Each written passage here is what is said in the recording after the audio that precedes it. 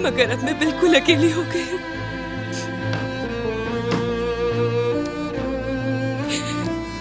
मगर मैंने आपसे आग पर चलना सीखा। अब मैं जलते हुए हाथों और जलते हुए दिल के साथ अपनी बेटी को अलविदा कहूंगी।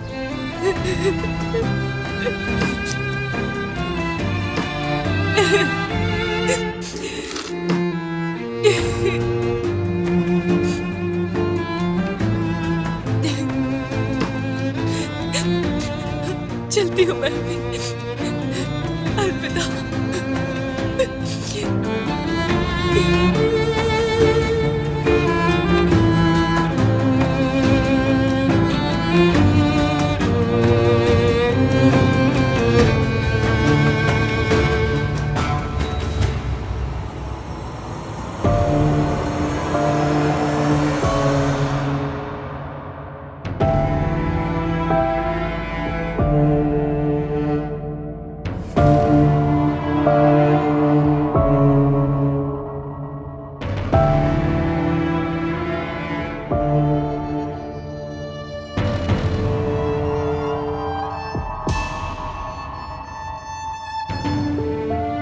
उमर,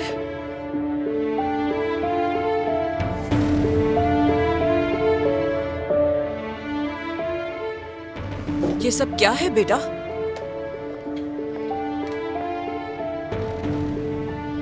ये स्टोरेज रूम में रखने जा रहा हूँ।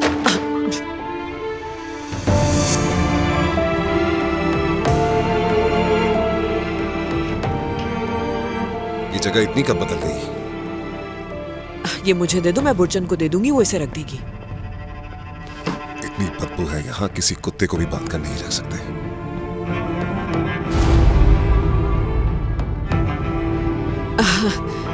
उमर, मैं कॉफी बनवा रही हूँ, चलो हम लोग साथ मिलके पीते हैं।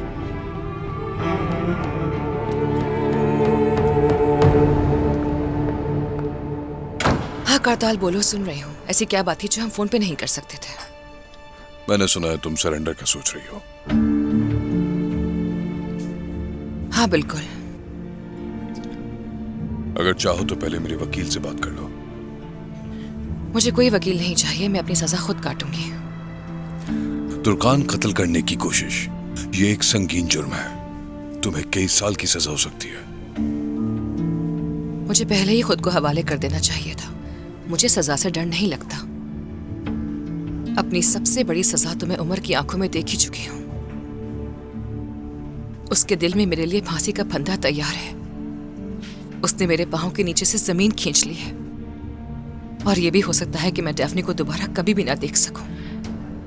क्या ऐसे बड़ी कोई सजा हो सकती है मेरे लिए? ये किस किस्म का पॉइंट ऑफ व्यू है तुम्हारा? तुम अब भी मोहब्बत करती हो उमर से। अगर तुम उसकी नजरों में गिर जाओ तो तुम क्या समझती हो, तुम्हारी जिंदगी खत्म हो गई? कारताल, खुदा के लिए तुम मुझे जज मत करो। मैं लोगों को अपने जज्बात और एहसासात समझाते समझाते बहुत थक चुकी हूँ। अब और नहीं होगा मुझसे। मुझे तुमको जज करने की क्या जरूरत है तुर्कान? मैं बस इतना कह रहा हूं कि तुम्हें हर लिहाज से सोचना चाहिए। तुम पर एक बच्ची की जिम्मेदारियां हैं। डैफ्नी तुम्हारे बगैर क्या करेगी? वो क्या सोचेगी? हाँ बिल्कुल, मेरी बेटी की तरफ मेरी एक जिम्मेदारी है और इसी वजह से मैं ये सब कर रही हूँ।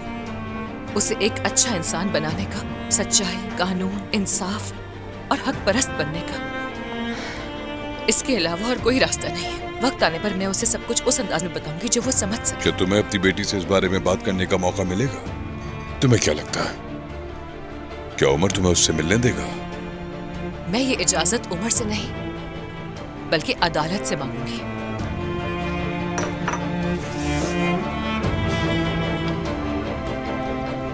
लगता है तुमने अपना फैसला कर लिया है।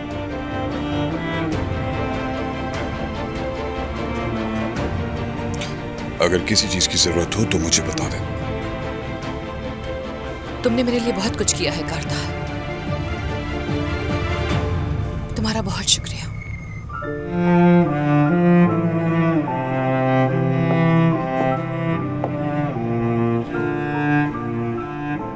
दुआओं में याद रखना।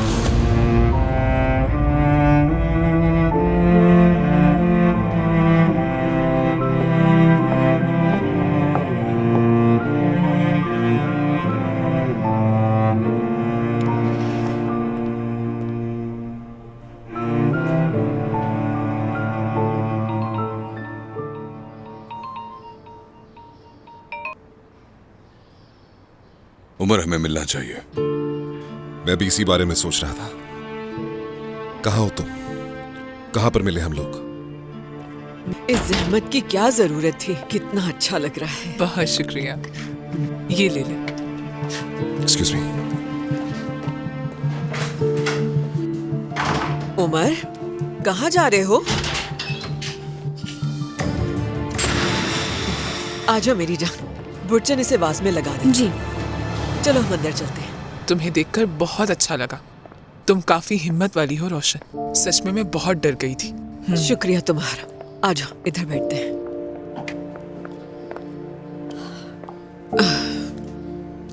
मेरी हड्डियां तो जुड़ गई हैं, लेकिन दिल अभी भी टूटा हुआ है। लगता है गम से मर जाऊंगी मैं। क्यों, क्या हुआ? किस बात को लेकर परेशान हो इतनी? मैं बिलाखिर यहाँ का आदी हो ही गया, तुम्हारी बदौलत। इसका मुझसे कोई ताल्लुक नहीं, क्योंकि यहाँ की गलियों में बहुत ही अपनाइयत है। अपनाइयत भरी गलियाँ, ये अच्छा है। मेरे बाबा हमेशा अम्मी से कहते थे कि ये एवलिक शहर हमारे लिए किसी दवाई से कम नहीं है, मगर अम्मी को बड़े शहर में रहना था। वो हमेशा बड़े शहरों में रहने का ख्वाब देखा करती थी। और बाबा कहते थे यहाँ के माहौल में काफी मोहब्बत और शफकत है। तुम अपने बाबा के करीब हो काफी। हाँ, बिल्कुल ऐसा ही है। दोनों का दिल में खास मकाम है। अपनी अम्मी की तो जान थी मैं। बाबा के भी बहुत करीब हूँ, उनसे बहुत बातें करती हूँ। कुछ दिन पहले तुमने कहा था कि तुम्हारे बाबा तुम्हारे लिए मर गए हैं। कहाँ है वो? क्या तुम उनसे नहीं मिलते? बिल्कुल नहीं, वो दुनिया के एक कोने में अपनी जिंदगी सुकून से गुजार रहे हैं। क्या तुम्हारा उनसे बिल्कुल राब्ता नहीं है? मेरे ख्याल से कुछ लोग बाप बनने के काबिल ही नहीं होते। वो भी नहीं थे। बाप होने का क्या मतलब होता है? वो जिम्मेदारी हर किसी के बस की बात नहीं होती है। ठीक कहा। मुझे तुम्हारे लिए अफसोस है। एक बात बताओ, तुमने अभी ये सवाल क्यों पूछा? क्योंकि जब से तुम मेरी जिंदगी में आए हो, मेरे बारे में ही जानने में लगे हो, और मैंने सब कुछ बता दिया है तुम्हें। मगर मुझे तुम्हारे बारे में अभी तक नहीं पता। तो तुम मुझे अच्छी तरह जानना चाहती हो, क्यों, है ना? अच्छा है, खुशी हुई मुझे। देखो, ऐसा कुछ भी नहीं है।